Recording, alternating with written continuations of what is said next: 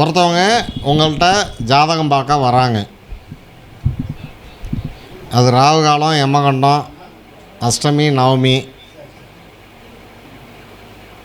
எதுவாக இருந்தாலும் அவங்க வந்து உங்கள்கிட்ட அவசரமாக ஒரு கேள்வி கேட்குறாங்க அப்படின்னாக்கா அந்த கேள்விக்கு மறுப்பு சொல்லாதீங்க. ஏன் அப்படின்னாக்கா, நல்லா கவனிச்சிங்க, நமக்கு மறுப்பாக நினைக்கக்கூடிய ஒரு கேள்வி அந்த ஆருட லக்னம், உதய ஆருடம், ஆருடத்துக்கு 6ஆம் அதிபதி பாதகஸ்தானத்தில் போய் நிற்கும். நோட் பண்ணி பாருங்கள். அப்போ அவங்கள ஜெயிக்க வைக்கணும் இல்லையா? அப்போ 6ஆம் அதிபதி தோக்குற இடம் இது. அப்பா நான் பெரிய ஆளியா, நிறையா சம்பாதிக்கிறேன், எல்லாம் இருக்குது என்கிட்ட, நான் அப்படி தான் நெஞ்சை நிமித்திக்கிட்டு தான் போவேன் அப்படின்னு ஒருத்தன் சொல்கிறாரு அப்படின்னாக்கா அவர் போய் எந்த இடத்துல தலகி குனிவார்? ஒன்று குடும்பத்தில் மனைவி கிட்ட, இன்னொன்று அவருக்கு மேலே உள்ள மேல் அதிகாரிகிட்ட. 2 பேரையும் மீற முடியாதுல்ல. அப்போ 2 பாவம் என்ன, 7ம் 11ம். அந்த 7, 11 ரெண்டுமே கெடாமல் நின்னா அந்த காரியத்தில் அவன் ஜெயிச்சிருவான். அவ்வளோதான் பாயிண்ட்டு. புரியுதா இல்லைங்களா? ஒருத்தன் வந்து கேள்வி கேட்க வராங்க, உங்கள்கிட்ட பிரசன்னம் பார்க்க வராங்க, அல்லது உங்களுக்கே ஒரு கேள்வி வருது இந்த நேரத்துக்கு. இன்றைக்கி அஷ்டமியாக இருக்குயா, இன்றைக்கி ஆனால் போய் தான் ஆகணும். இப்போ அஷ்டமின்னே வச்சுங்களேன், இப்போ கொண்டு வந்து 1 லட்ச ரூபா பணத்தை கொடுத்தா அஷ்டமின்னு வாங்காமல் இருப்போமா? வாங்கிடுவோம்ல. சந்திராஷ்டமம் நேற்று கூட பேசிக்கிட்டு இருந்தோம். சந்திராஷ்டமம் ஒருத்தன் ஜாதகத்தில் ரொம்ப பேர் கருத்து வேலை செய்யும், ரொம்ப பேர் கருத்து வேலை செய்யாது. அது அவங்கவுங்க விருப்பம். இந்த மாதிரி நாளில் யாரோ கொண்டு வந்து பணத்தை கொடுக்குறாங்க, பொருளை கொடுக்குறாங்க, வேண்டான்னு சொல்லுவோமா மாட்டோமா? ஆனால் மனுஷனாக பிறந்த நமக்கு வயிறு பசின்னு எடுத்தால் சாப்பிட்றோம்ல, அப்போ மட்டும் ஏன் நேரம் பார்க்குறதில்ல?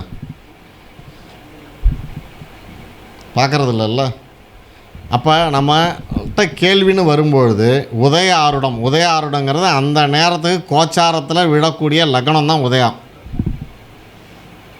சரிங்களா? அடுத்தது அவங்ககிட்ட நம்ம கேட்குறோம், 12க்குள்ளே ஒரு நம்பர் சொல்லு, 108க்குள்ளே ஒரு நம்பர் சொல்லு, ஏதோ ஒன்று சொல்லு, உன் வாயில் என்ன வார்த்தை வருதோ. இப்போ சொல்கிறோம், அவன் பேர் ஜெயக்குமார்னு வரான்னு வச்சுங்க. பொதுவாக ஜெயம் அப்படின்னாலே ரோகிணின்னு எடுத்துக்கலாம் மைண்டுக்கு. அப்போ சந்திரன் என்ன இருக்குன்னு நம்ம பார்ப்போம். ஆனால் இதெல்லாம் பார்க்குறதுக்கு முன்னாடி நம்மளுடைய மூளையில் அவன் கேட்குற கேள்வி இன்றைக்கி அவனுக்கு ஃபெயிலியர் ஆகிடுமோ அப்படின்னு தோணிட்டால், அல்லது நமக்கே தோணிட்டா உடனே கோச்சாரம் போடுங்க. கட்டத்தை 6ஆம் அதிபதி பாதகஸ்தானத்தில் கட்டாயம் தொடர்பாயிருக்கும். அதிலேருந்து நம்ம ஜெயிப்போமா மாட்டோமா அப்படிங்கிறதுக்கு 7ம் 11 கெடாமல் இருக்கான்னு பாருங்கள். ஃபஸ்ட்டு ஒரு பாயிண்ட். 2வது பாயிண்ட்டு, அவங்க எந்த நோக்கத்துக்காக நம்மள்கிட்ட வராங்க?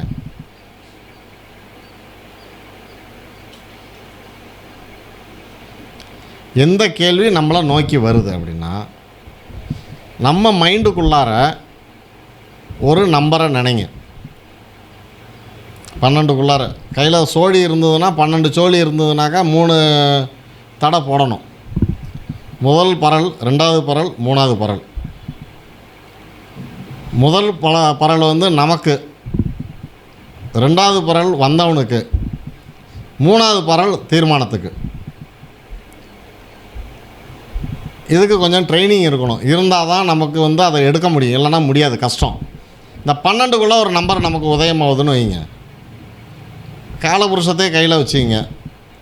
ஒரு 8ன்னு சொல்கிறானா விருச்சகம், விருச்சகத்துக்கு 6ஆம் அதிபதியே அதே செவ்வாய் பாதகஸ்தானத்தில் வந்துடுது. அப்போ 3 கூடிய சனி இன்றைக்கி போய் 5ல் போய் நிற்கிறான். ஆனால் 2 கூடிய வருமானம் தரக்கூடியவன் 8ல் இருக்கான். அடுத்த கேள்வி கேளுங்க, நீ என்ன தொழில் பண்ணி நஷ்டத்தில் போய் நிற்கிறேன்னு கேளுங்க, பதில் வரும். என்ன தொழில் பண்ணி நஷ்டத்தில்? எப்படி இதை லிங்க் பண்ணுறது அப்படின்னாக்கா, சனின்னு வந்தாலும் சரி, மாந்தின்னு வந்தாலும் சரி, அதுக்கு தலை உயிர் நாடி சூரியன். சனி வந்து தொடர்பானா சூரியன் கெட்டுடும், சூரியன் தொடர்பானா சனி கெட்டுடும். இங்கே மறைவுக்கு வேலை கிடையாது. அப்போ அதில் அவன் ஜெயிக்கணும். ஜெயிப்பானா மாட்டானா? அடுத்தது கேள்விக்கு போயிடணும்ல.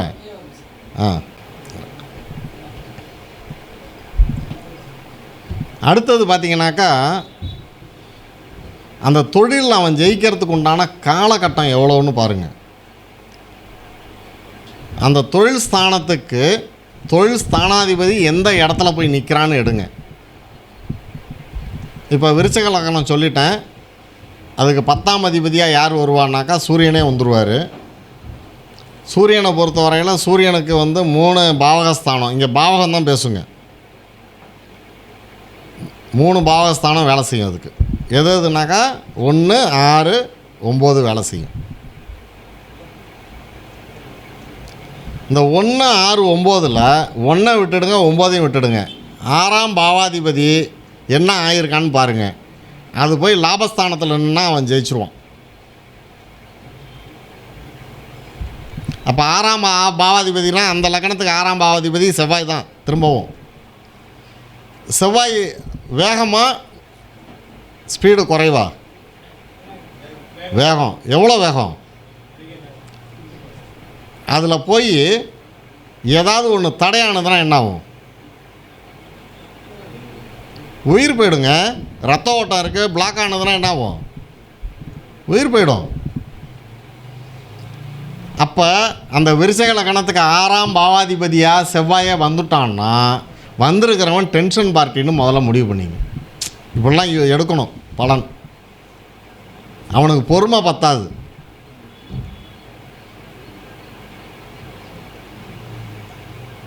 பொறுமை சுத்தமாக பத்தாது. அப்போ அந்த பொறுமையை அவன் வெளியில் கொண்டு வர முடியுமா அப்படின்னாக்கா எதில் கொண்டு வருவான்னு கேட்டிங்கன்னா, அவனுக்கு தனமான சுகஸ்தானம் அவனுக்கு இருக்கும். அவனை கேளுங்க, அடுத்தது தண்ணி அடிப்பியான்னு கேளுங்க. வீட்டுக்கு தெரியாமல் சரக்கு சாப்பிடுவான்னு கேளுங்க. ஆமாம் பாப்பில் நீ சொல்லுங்கள். தொழில் பண்ணுற இடத்துல கொண்டு வந்து ஒரு பாட்டில் உனக்கு என்ன சரக்கு பிடிக்குமோ அதை வாங்கி கொண்டு வந்து வை, ஜெயிச்சிருவேன். முடிஞ்சு போச்சு. அவ்வளோதான். கரெக்டு தானே? இது ஒரு பாவகத்தை வந்து தெரியாமல் ஏன் இந்த பாவகத்தை பற்றி இங்கே தொடுத்து சொல்கிறேன் அப்படின்னு கேட்டிங்கனாக்கா, எல்லோரும் பிரசன்னம் படிக்கலான்னு வருவீங்க. 9 கிரகத்துக்கு உண்டான பாவகத்தை வந்து முழுமையாக தெரிஞ்சிருக்கணும். அதுக்கு தான் உங்களுக்கு ஒரு வாய்ப்பு. அண்ணன் வந்து பாவகாரகம் கிளாஸ் போடுறாரு. இங்கே காரகம் வந்து ரொம்ப வேலை செய்யாது. நல்லா புரிஞ்சுங்க. பிரசன்னத்தை பொறுத்தவரையில் காரகம் நமக்கு தேவையில்லை. இப்போ 3ல் போய் செவ்வாய் நிற்குதுன்னா இளைய சகோதரன் அதெல்லாம் மேட்ரு கிடையாது. Simple rule. இப்போ நீங்கள் உங்கள் லக்கணம் எந்த லக்கணம், நீங்கள் அந்த வீட்டில் எத்தனாவது பையன், உங்களுக்கு அடுத்த புள்ள கேப்பா, உங்களுக்கும் உங்கள் மனைவிக்கும் வயசு வித்தியாசம் இருக்கா இல்லையா அப்படிங்கிறது ஈஸியாக எடுக்கலாம். எப்படின்னு கேளுங்க. 7ஆம் அதிபதி நெருங்கி நின்னால் 7உடன் வயசு வித்தியாசம் ரொம்ப இருக்காது. 7 விட்டு வெட்டாக விலகி போயிடுச்சுன்னா வயசு வித்தியாசம் உண்டு. ஜாதகத்துக்கு போகாதீங்க. ஜாதகத்துக்கு போனீங்கன்னாக்கா அது வேறு மாதிரியாக இருக்கும். இது பிரசன்னத்துக்குள்ளாரையே வந்துடணும். நான் சொல்லுவேன், ஜாதகம் போடுறதுக்கு முன்னாடியே ஒரு கணக்கு போட்டுருவேன். நான் போட்டுட்டு அதுக்கப்புறம் தான் உள்ளார போவேன். அதே மாதிரி சொல்ல வர பலனை வந்து அடிச்சு நவுத்துங்க. நல்லா புரிஞ்சுங்களேன். ஆருடம் விழுந்த இடத்துல 6ல் போய் சந்திரன் நின்றுட்டுன்னு வைங்களேன், ஃபஸ்ட்டு சைக்காலஜி ட்ரீட்மெண்ட் போய்டுன்னு சொல்லிவிடுங்க. 8ல் சந்திரன் நின்றுதுனாக்கா நம்ம சொல்கிறது அத்தனையும் வேஸ்ட்டு. சாத்தானுக்கு வேதம் ஓதுற கதை தான். 12ல் நின்றுட்டுனா நம்ம அந்த படி தாண்டினோன்னு நம்மளை திட்டிட்டு போகிறாங்கன்னு அர்த்தம். உண்மைதான். இங்கே சொல்லக்கூடாது. ஒரு மிகப்பெரிய ஜோதிடர், நான் இன்னைய வரைக்கும் பேசுனதும் கிடையாது, அவரை பார்த்ததும் கிடையாது, தொடர்பும் கிடையாது. அவர் ஒரு நபரை விட்டு எனக்கு ஃபோன் பண்ணி என்னை திட்டுறாரு. நான் என்ன பண்ணேன், ஃபோனை பிளாக்கில் போட்டேன். ஏன்னா அன்றைக்கி வந்து பிரசன்னத்துக்கு வந்து 2 பேர் உட்காந்துருக்காங்க. அவங்க எதுக்கே டென்ஷன் ஆகிடுச்சு, விட்டுட்டேன். ஒரு 3 நாள் கழித்து திருப்பி ஃபோன் வருது. இன்னொரு நம்பர்லேருந்து. அவன் நல்லா ஃபுல் போதை. நான் சொன்னேன், இவன் எதிரி தாண்டா பேச போகிறான், நம்ம காலில் விழ போகிறான்னு முடிவு பண்ணிட்டேன் நான். அவன் சொன்னான், ஐயா உங்களை அசிங்கமாக திட்டேன், என்னை திட்ட சொல்லி 2000 ரூபா பணம் கொடுத்தாங்க. ஃபோனு சின்ன ஃபோன், நான் திட்டேன். ஆனால் அதுக்கப்புறம் பார்த்தேன், யூடியூப்பில் உங்கள் பேசுகிறதெல்லாம் பார்த்தேன், ரொம்ப மோசமான ஆள் மாதிரி பேசுகிறீங்க, ஏதாவது எனக்கு மந்திரம் பண்ணி வச்சுருவீங்களான்னு எனக்கு பயம் வந்துட்டு. அதனால் தயவுசெய்து என்னை ஏதாவது பண்ணியிருந்தீங்கன்னா அதை எடுத்துருங்க, எடுக்கிறதுக்கு பணம் வேணால் அனுப்பணுன்னா சொல்லுங்கள், அனுப்பிடுறேன் அப்படின்னு சொல்லி அந்த ஜோதிடர் பேரையும் சொல்லிட்டார். இது எப்படி இருக்குது பாருங்கள். நம்ம இதில் வந்து ஃபீல்டில் வந்து பேசுகிறோன்னா அதே மாதிரி பார்த்திங்கனாக்கா, இந்த ஆன்லைன் கால் வரும்பொழுது பார்த்திங்கன்னா வீடியோ கால்லாம் பேச மாட்டேன், நான் வச்சுக்க மாட்டேன். இது எல்லாம் வந்து நம்மளுடைய நேரம் இன்றைக்கி தூங்கி முழித்த உடனே நமக்கு நேரம் நல்லா இருக்கா நல்லா இல்லையா அப்படிங்கிறத, இன்றைக்கி என்ன கிரகச்சாரம் ஓடுது, திதியோக காரணத்துக்கெலாம் இருக்கார் ஜெயன் அண்ணா. ஆனால் நமக்கு அந்த சப்ஜெக்ட்டுக்கும் நமக்கும் அது ரொம்ப தூரம், நமக்கு அதுக்குள்ளாரெல்லாம் போக மாட்டேன் நான். அது எதுக்கு அப்படிங்கிறது என்னுடைய கான்செப்ட் என்னன்னாக்கா, மரணத்துக்கும் திருமணத்துக்கு மட்டுமே அது பயன்படும் அப்படிங்கிறது என்னுடைய கான்செப்ட்டு. வேறு எதுக்கும் அது கிடையாது. முடக்கு ராசிக்கு கோயில் சொல்கிறாங்க, என்னுடைய இதில் வந்து அது கிடையாது. பரிகாரங்கள்ங்கிறது ஆத்ம திருப்தி, நான் பண்ணி உனக்கு கிளியர் பண்ணி விட்றேன்னு நான் சொல்லவே மாட்டேன். நீ போய் பண்ணிக்கோ, பாதையை காட்டுறேன், அது சமாச்சாரம் நம்மள்கிட்ட வராத. நல்லா இருந்தீங்கன்னா அப்படியே போயிடு, சரியில்லைன்னா திரும்பி வா.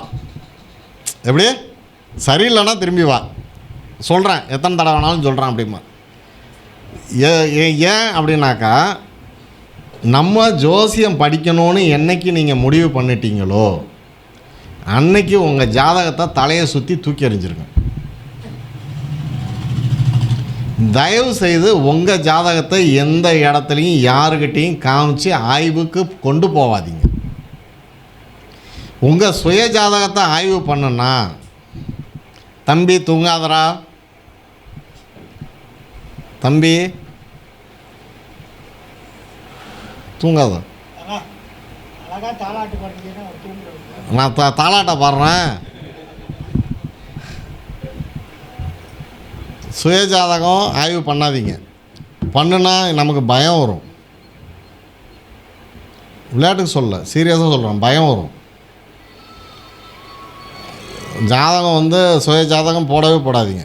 ரகு சார் சொல்லுவார் அடிக்கடி, டே கொண்டு வந்து போடாதீங்க, உங்கள் ஜாதகத்தை போடாதீங்க பாரு. நமக்கு ஆர்வ கோளாறாக இருக்கும். ஒருத்தர் போய் சிம்மசூரியன் வந்து பள்ளிப்பாளையத்தில் ஒரு தடவை வந்திருந்தார். மிகப்பெரிய ஆள்லாம், மீடியாவில் வரக்கூடிய ஆள்லாம் போய் வரிசலாக உட்காந்துருந்தாங்க அவர்கிட்ட கையை காமிச்சிக்கிட்டு. அப்போ நம்ம பையன் வந்து சொன்னான், சிம்மசூரியன் வந்திருக்காரு குருஜி, நீங்கள் வந்து என்கிட்ட அறிமுகப்படுத்தி விடுங்க அப்படின்னாப்புல. இருடா அப்படின்னா ஒரு ஆள் சொரிஞ்சிச்சு. திரும்பி பார்த்தா அவர், எனக்கு ஒரு டீ வாங்கி கொடுங்க அப்படின்னாரு. டீ ஒன்றே வாங்கி கொடுங்க அப்படின்ட்டு நான் சொன்னேன், என் கையை அப்படி நீட்டினேன், கையை ஓங்கி அடித்தாப்புல. இது நடந்த உண்மை, சுற்றி ஓங்கி அடித்து, நீ எதுக்கு நீ கொண்டு வந்து கையெல்லாம் நீட்டுற அப்படின்னாப்புல. நீ வந்து எல்லாம் பெரிய ஆள், நம்மலாம் பெரிய ஆள்னால் பெரிய ஆளாக கெத்தாக போயிடணும், நம்மளை பற்றிலாம் சிந்திக்கக்கூடாது அப்படின்னு. நீங்கள் என்றைக்காவது ஜோதிடத்தில் மிகப்பெரிய இடத்துல இருக்கக்கூடிய ஆள், இப்போ மீனாட்சி அண்ணனே இருக்கட்டும், அவருடைய ஜாதகத்தை போட்டு ஆய்வு பண்ணியிருக்காரான்னு கேளுங்க. பண்ணியிருக்கீங்களா? பண்ண மாட்டாங்க. ஆனால் நீங்கள் பண்ணலாம். உங்களுக்கு கல்யாணம் ஆகி உங்களுக்கு கடைசி குழந்தையாக இருக்கக்கூடிய முதல் குழந்தைய விட்டுருங்க, அந்த குழந்தையோட ஜாதகத்தை போட்டு அதை லக்னத்துக்கு 9ஆக பெரட்டி ஆய்வு பண்ணுங்கள், சூப்பராக பலன் வரும்.